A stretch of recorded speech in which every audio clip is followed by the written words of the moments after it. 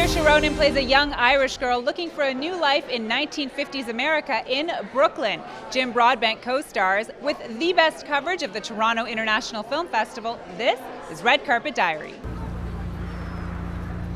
Step over this way, please. Get out of the line. Next.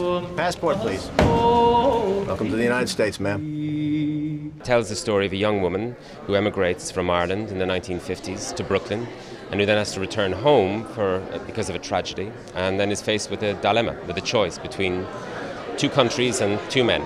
The two men that are in her life, one comes from New York and one is in Ireland, and really they both sort of represent the two worlds that are on offer to her and the two very different lives that she has to choose between, and so ultimately the film is kind of about the journey she has to go through in order to be able to make a choice. That's kind of how he functions in the script. He's another reason to be interested in Ireland, and he offers her real love, and I think something very true, and so it works for the plot, but it's also a very complicated thing because the idea is that she can be in love with two men at the same time. My character is a young Italian boy from Brooklyn who's into Irish girls, and he's looking for love, and he finds it in Ailish, Saoirse's character, and pretty much falls head over heels and is just completely devoutly in love with her. Would you dance with me?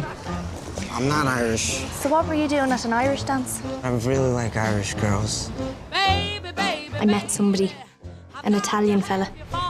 We're going to Coney Island at the weekend. But do you have a bathing costume? Why didn't you tell me to put my costume on underneath my clothes? Ireland must seem very backward to you now.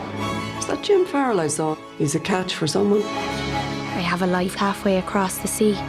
Your life here could be just as good.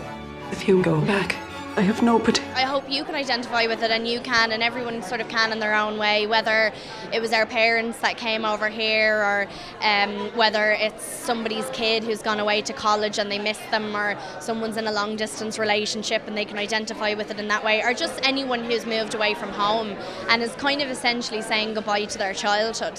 It's a grief that we all go through, and everyone comes out the other side of it.